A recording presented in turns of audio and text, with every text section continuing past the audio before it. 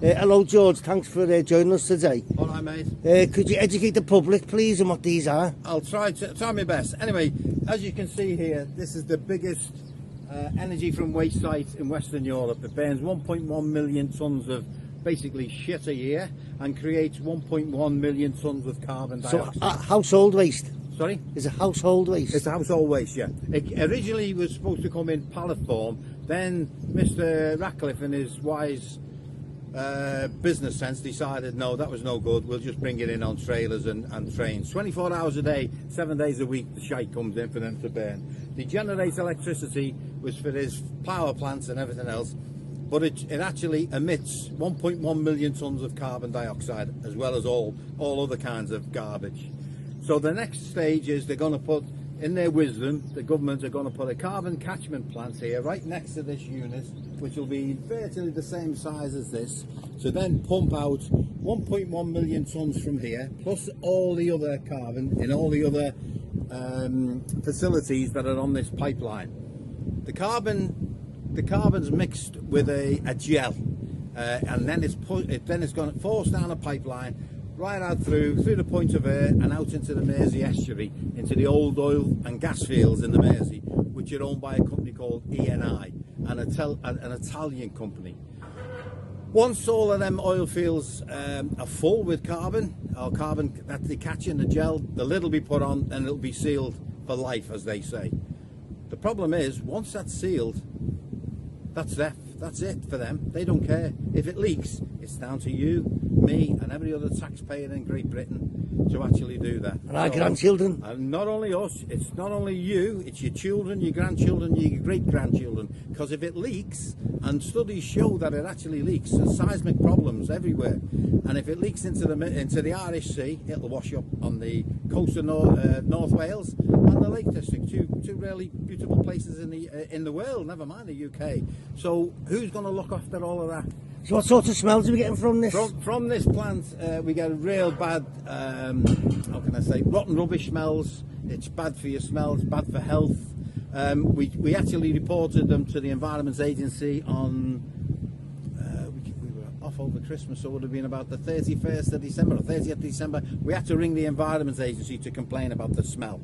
They now send us basically references to prove that we've actually complained, because the amount of times we complain, we'd never even hear from them. So now, in January alone, we've had four complaints to the Environment Agency. One for smell, one for noise, and two for steam and smoke. Okay, apparently there's a big court case, wasn't there, and the public got paid off. Some time ago, to keep us all quiet, basically we had a local solicitor and 200 people with a nuisance claim against the place. Viridor in their wisdom settled out of court. The reason why they settled out of court is because they knew the carbon catchment was coming. So if there's any court cases in there, the government don't want to know. So they settled out of court of £1 million. So most people got around £5,000. I said, you can't bribe me to keep me quiet, you need to do something. So I didn't get it, and I'm still on with them now. I've actually got new lawyers involved who've actually this week have said, yeah, they'll take the case on. So they're going to now go further in to see what's going on. So there was a fire, George, wasn't there? There was a fire in December, which I showed you the pictures of, and they decided to dump the wagon straight by this gate. They had to open the gate they had to break the locks off the gate because there was no one around to actually get in there, and then they had to put a hose pipe to a fire hydrant, which was, what, a couple of 100 yards away? Yeah, maybe. To there. Why would they put a fire hydrant outside? Why haven't they got hydrants in this place? Why haven't they?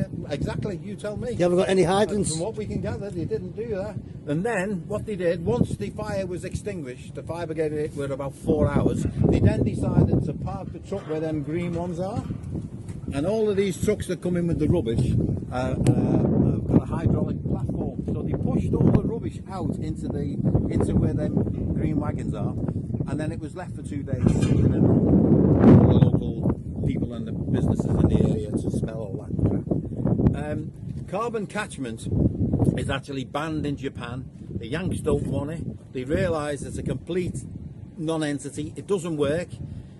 It's basically a government-backed harebrained scheme to capture carbon dioxide. What did they do? Why were we producing it? What did they do prior to this? How did the... Just dump it into the atmosphere, and that's what they're still doing now. They've been dumping carbon dioxide since this was in. It started in 2018 to produce energy from waste. So for the last 7-8 years, it's been doing it. And now, in their infinite wisdom, they're going to actually pump it or dump it now into the Mersey, or basically the Irish Sea. That's where they're going to dump it in their wisdom. This is a so-called Mr. Miliband, as I say. I'm talking to your friend there, the Prince of Darkness. The man is an absolute fool. He really does need to educate himself, not listening to shite off Mr. Starmer and everybody else. He's an absolute idiot. And basically, he and I were actually involved in a massive fraud of $1 billion, not a million, $1 billion. Who are these? He and I own the oil fields where you're going to dump all the carbon, and they've been given permission. I think it was the council and all them have been passed it to build the pipeline. They're the ones who are building the pipeline. Runcorn Council. No, I think it was Liverpool Council. So from Morecambe all the way down past Liverpool, through Runcorn, out of Ellesmere Port, out to the Point of Ayr, there's a pipeline which E and I are going to do. They're the most corrupt firm. They've been fined. They were found, I don't know how much they were fined, but by the Nigerian government over allegations of bribery for the oil field. They've been done again.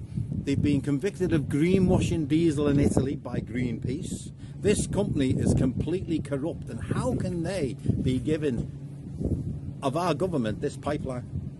Absolutely unbelievable. And that's where they've put the You can see that. Exactly. That's what you can